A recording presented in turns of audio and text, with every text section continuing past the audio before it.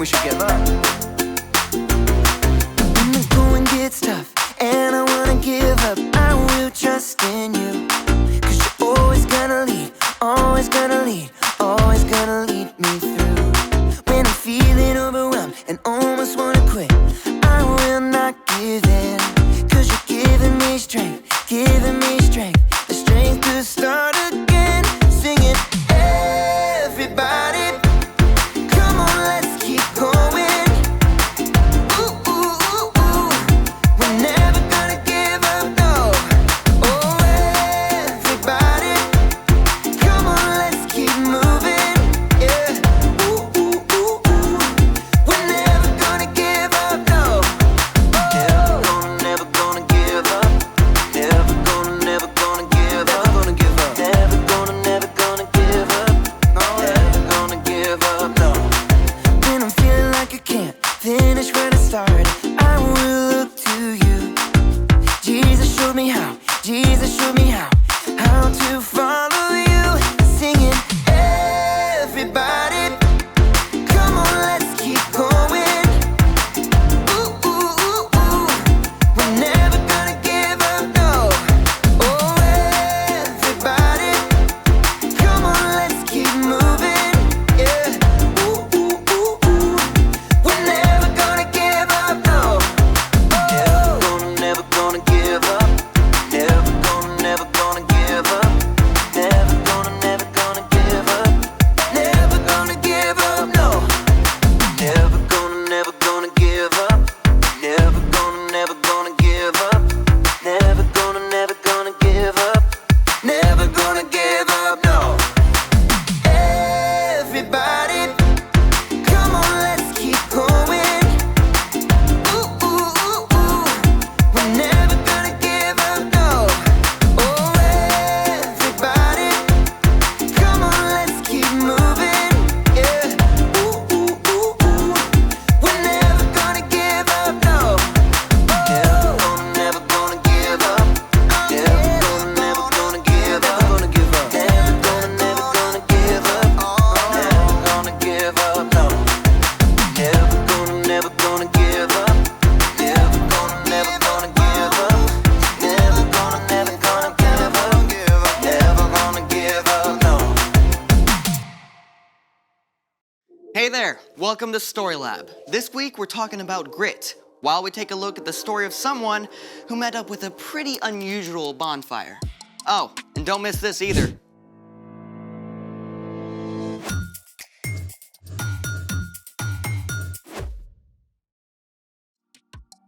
Hey, I'm Amaya, And I'm Zeke. and we're talking about grit, which is refusing to give up when life gets hard. You know what I think is hard? What? Not using your phone. I'm not using mine right now. You gonna get that? It could be important. Oh, it's from you.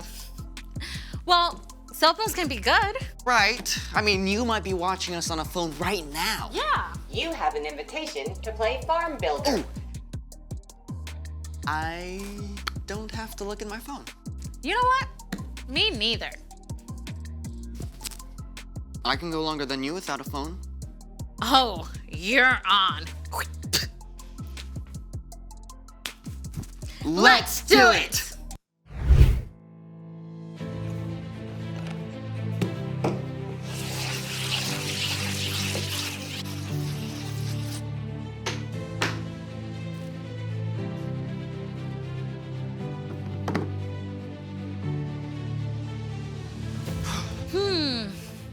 Wow. All this free time. Yeah, I know. You know, I could be learning Spanish right now. I actually got this really awesome app.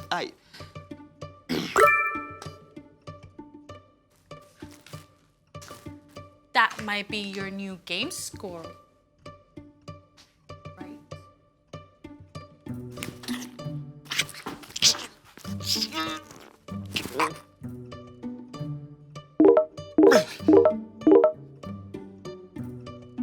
That sounds like a lot of new likes, doesn't it?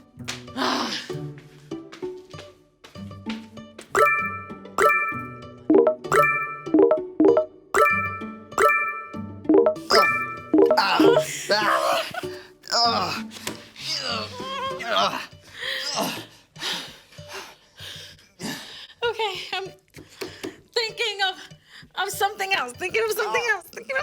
It's Time! for The story before the story. Today we're in the second book of the Old Testament, Exodus. God made a plan to bless the whole world through Abraham and Sarah's family. But their descendants, the Israelites, traveled to Egypt to escape starving. Over time, the Israelites were enslaved, but still, their families grew. After hundreds of years, the Hebrew people cried out to God for help. God heard them and chose an unlikely helper. A Hebrew man named Moses who had been raised in Pharaoh's palace, but ran away to live as a shepherd in Midian. Moses is where our story starts. Take it away. Greetings, everyone. There's fire, darkness, frogs, and a whole lot more in this story, so hold on tight. By the time our story starts, Moses was actually 80 years old. His early years in Pharaoh's palace were just a distant memory. He was living life as an ordinary shepherd until one day. Now, usually, when something catches fire, it just burns up, but this bush, it didn't. It glowed like a flaming beacon. As Moses edged nearer, a voice called to him from the midst of the fire. Moses. Moses. Here I am. Don't come any closer. Take off your sandals. The place you are standing is holy ground. Moses' hands shook as he tugged off his sandals. I am the God of Abraham, Isaac, and Jacob. I have seen how my people are suffering in Egypt, so I have come down to save them. I will bring them to a good land. So now go. I am sending you to Pharaoh. I want you to bring the Israelites out of Egypt. So many thoughts must have rushed through Moses' head. He had been raised in the palace by Pharaoh's daughter, but that Pharaoh had died and a new Pharaoh was in charge. Also, Moses had no idea if his own people would even accept him. But what if the Israelites don't believe you sent me? Throw your walking stick on the ground. Okay, Moses did what he was told. Right then and there, God turned Moses' walking stick into a snake! And then back into a stick. Still, Moses was nervous. The bush continued to blaze. Lord, I'm a terrible speaker in front of people. Go. I will help you speak. Couldn't you send someone else? Your brother Aaron can speak well. He is already on his way to meet you. Tell him what to say. I will help both of you speak. Even though the thought of facing Pharaoh probably made him sick with fear, Moses did travel back to Egypt. Together, Aaron and Moses spoke to the Israelites. God has heard you. He will lead us out of Egypt. We just have to okay it with Pharaoh. Oh boy. Moses just probably wanted to run, but instead, he made his way to the palace where he had grown up. With Aaron, he stood his ground before the new Pharaoh. Tell him, the Lord says, let my people go. Then they will hold a feast to honor me in the desert. Aaron repeated the words loudly and clearly, and Pharaoh glared down. Who is the Lord? Why should I obey him? Instead of releasing God's people, Pharaoh gave orders for them to work even harder. Now the Israelites were upset with Moses for making things worse. I did what you asked, and now it's just worse. You haven't saved your people at all. Pharaoh will not listen to you, so I will use my powerful hand against Egypt. I will bring the people of Israel out of Egypt. Even though God performed miraculous signs through Moses and Aaron in front of Pharaoh, he still would not listen. So, the next morning, Aaron and Moses met Pharaoh down at the Nile River. Moses instructed Aaron what to say and do. The Lord has sent me to you. He says, let my people go. But you have not listened. Here is how you will know I am the Lord. Aaron raised his staff high. I will strike the water with this walking stick. The river will turn into blood. The fish will die, and no one will be able to drink the water. The water turned to dark red blood. But still, Pharaoh was stubborn. Ugh. Moses must have been just tempted to give up and go back to Midian, but God called him to speak to Pharaoh again and again. God says, let my people go. Over and over, Pharaoh promised to release God's people. And every single time, he went back on his word, even though God sent frogs, followed by gnats and flies. All the Egyptians' cattle died. Ugh. Terrible sores showed up all over the Egyptians and their animals. Hail rained down, destroying crops and tearing leaves from the trees. Ugh. Locusts finished off anything the hail left behind. Then, deep darkness descended across the whole land for 3 days. And at last came the most awful plague of all. The oldest son of every Egyptian family died. Only the Israelite families were saved by painting the blood of a lamb over their door frames, just as God had told them to do.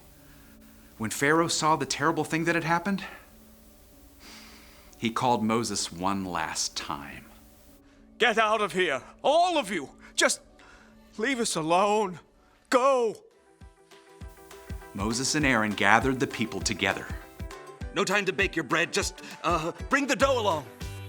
The Israelites packed up in the middle of the night and left as quickly as they could, leading their flocks and herds. After hundreds of years, God's people were finally free. After so long, I bet they wanted to give up. Yeah, but they didn't. They kept going. They kept calling out to God. And Moses. I mean, if I were him, I definitely would have wanted to call it a day and leave. Yeah, right? But Moses held on. He had seen God's presence in the burning bush, and he knew that God saw what he was going through. And the Israelites, too. So, what's our part in the story? Well, when we face tough things, right, we can know that God sees us. God will help us through, even if it's, well, not in the way we expect. Yeah, like maybe someone keeps being mean to you at school. I mean, that's awful. But you don't have to give up. You can talk to a grown-up about it, and you can trust that God will walk with you every step of the way. Or maybe you've got something that doesn't go away, like a food allergy. Oh yeah, that's a really hard one. But instead of giving up and grumbling, you can trust that God is with you and keep going. Yeah, God never intended us to keep going on our own. So God gave us Jesus to walk with us. And when we put our trust in Jesus, he gives us the power to keep going. Thanks, Brian. Yeah. See you next time. So here's the thing. Hold on, because God knows what you're going through. And that's how you grow grit. You have 2 game invitations waiting. Are you gonna get that? Nah. Well, thanks for joining us in the Story Lab. See you next time. You really think you can solve that? I'm not smart enough for this. Come on, I'll show you. Oh.